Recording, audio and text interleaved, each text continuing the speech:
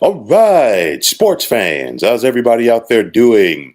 William Martin coming at you one more time here on YouTube with another edition of the 300 Pounds of Sports Knowledge Podcast.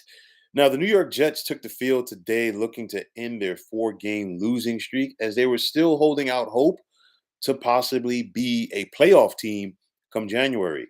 But, it's no big thing for the Jets as they were on the road to face the New England Patriots team that they had just destroyed earlier this season. Actually, the Jets' last victory of the season. And the Patriots themselves entered play today on a six-game losing streak, which included them being embarrassed over in London last Sunday, courtesy of the Jacksonville Jaguars. But the heavily favored Jets were unable to answer the bell this afternoon as they fell to the Pats 25-22, which, in my opinion, all but ends their chances of being a playoff team this season.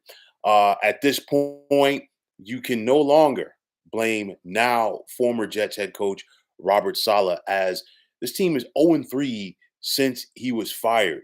And my biggest question is this, and I got a lot of questions about the Jets, but one of my biggest questions is where's the on field leadership from this team? At some point, somebody's got to sit up there and be spitting mad and say, you know what, this ain't happening on our watch. But it's the same old Jets. You look at it since the Salah firing, and even before, the Jets have just gone out there and found ways to lose games. You go back to the Denver game in week 4. Again, New York was heavily favored in that one at home. They lost 10-9 in the rain. The Buffalo game at home on Monday night following the firing of Robert Saleh, and then today's outcome against New England. And for me, one of my biggest things is this: we just saw the Jets acquire wide receiver Devontae Adams from the Vegas Raiders. And my thing is this: when the new guy in the locker room has to be there to give guys a pep talk and talk about stepping up and all of this other stuff, you have a problem because guess what? The new guy should not be the leader. Okay. It was an inexcusable loss if you're the Jets today to the Patriots. We saw New England start their rookie quarterback, and as they are doing going forward with Drake May. Drake May still had yet to get a win as a starting quarterback in the NFL today. At the NFL to date, he does now, even though he didn't finish the game due to injury. But nonetheless, when he went out, we saw the guy that he took over for when he was benched, and I'm talking about Jacoby Brissett. And for all of Jacoby Brissett's ups and downs in the NFL, this Jets defense had him looking like John Elway in that fourth quarter today. I mean, at the end of the day, this was a Patriots team that prior to today had only cracked the 20-point mark this season two times, and they scored a season high 25 points in this contest today. The Jets simply did not make enough plays to win this game, and at the end of the day, that's why they lost.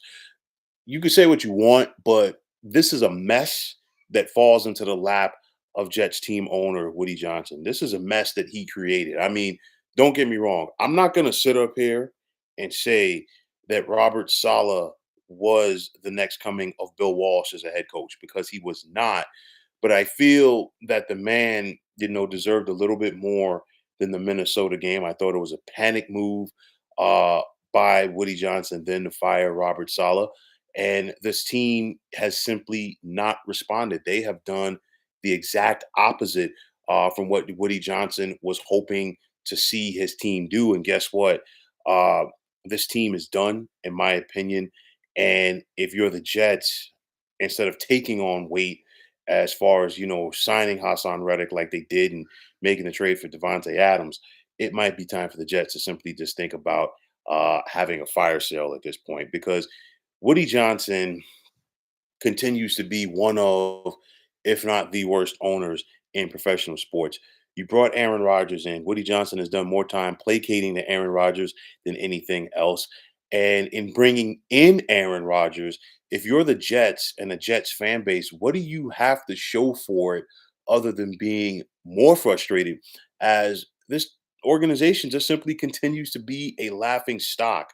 The Jets right now, and I think without any sign of contradiction, I'll go out and say they already have the longest current active playoff drought in the National Football League. And guess what? I truly do feel that that's going to continue. You got to go back to the 2010 AFC Championship game, which was in January of 2011, to find the last time that New York was on a postseason stage. Like I said before, the Jets are done in every sense of the word. And I feel like enough people are not asking this question. Is Aaron Rodgers done? Because I don't know about you, but he ain't the quarterback that he once was. And aside from his physical skills diminishing, okay, he's not the leader that the Jets need either. I mean, you look at it and you think about Aaron Rodgers in his prime, and I said this, he was the big fish in a small pond in Green Bay. Now you're in the media capital of the world, my friend, and guess what? If you don't produce, all of your past accolades in another NFL city will not amount to a hill of beans. You think about Aaron Rodgers' career, a lot of what he did was improvising on the move, his mobility. He's not the same guy at this age of his NFL career. And then on top of that, coming off the Achilles injury, he just simply does not have the mobility that he once did once upon a time. But it's not just all about that, because you look at Aaron Rodgers and he shows more intensity. He has more of a sense of urgency for his weekly appearances on Pat McAfee's podcast than he does with his on-field doings with the New York Jets. That right there ain't good. It's a recipe for disaster. At the same time, maybe the Jets should just simply stop looking to Green Bay to find their saviors at quarterback. They've made this mistake 2 times now. I'm just saying. So if you want to go for a historical aspect right here, I think the best way, in my opinion, to sum up the 2024 New York Jets is to say that they are the football equivalent of the 1992 New York Mets, of course, who are the worst team that money can buy. You think about it, you've brought in all of these all pros, and you still can't get it done. I mean, you look at this Jets team after beating New England, what have they done? Absolutely nothing. They have lost their last five. I think at this point, if you had told Jets fans maybe this if this team was 4-4 or 5-3, they would be happy with it. But you know what? If you're a Jet fan now, you can't even get excited for the second half of the season. I mean, you got the Houston Texans coming in to MetLife on a short week on Thursday night. They're probably going to be without Stephon Diggs. More than likely, Stephon Diggs blew out his knee today in that loss. He's probably going to be done for the season. You're at Arizona. You're home for Indianapolis. That's your next three before you head to the bye. But at this point, the ship is passing the Jets by as far as getting to the postseason, and it's going to be another long fall and winter in the New York area for fans of Gang Green. At the end of the day, is it time for the Jets to blow this thing up and start from scratch? Honestly, you might as well, because I'll tell you like this: if the Jets continue to play like this and look as bad, it would not surprise me to see Aaron Rodgers simply just walk away from the game of football after this season. You're going to have to go out there. You're going to have to get a head coach, because clearly Jeff Ulbrich is not the guy. Greg the Leg Zerline has let you down again.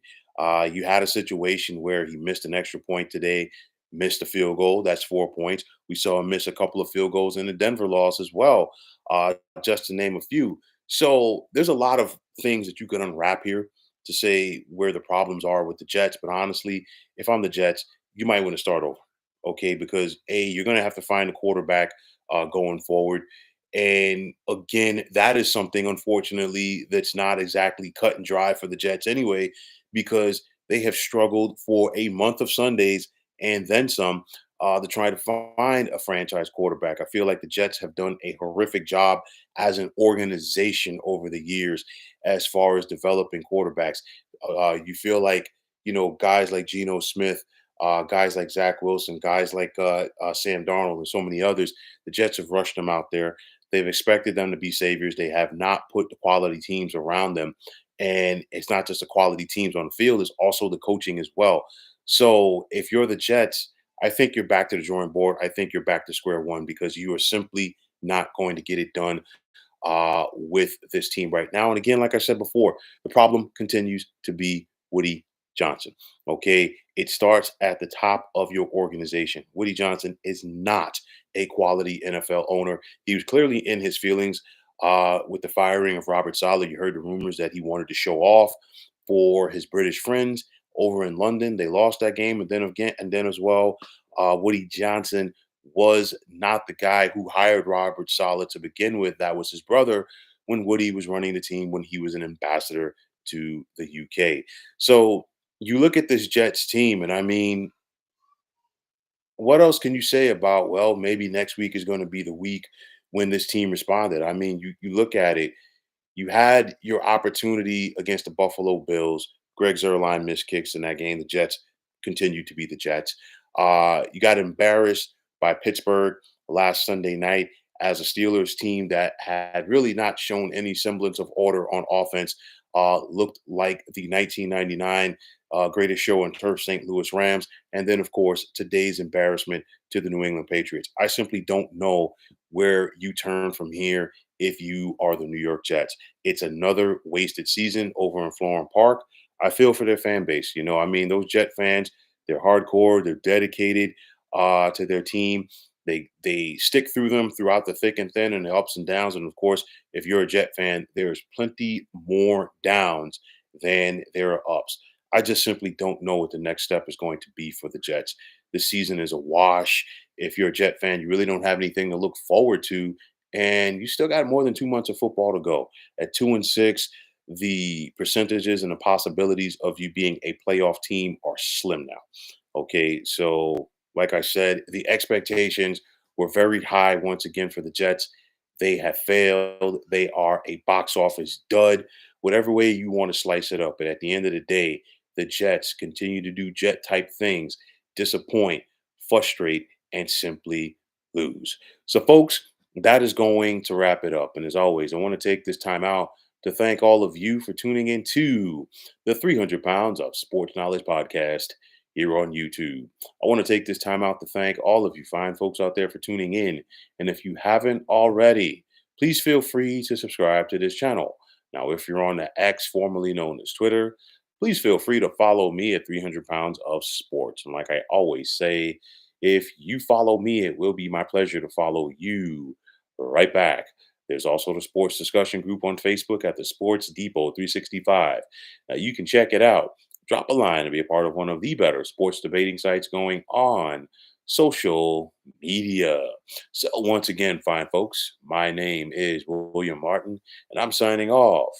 And I'm saying take care and have yourselves a wonderful day.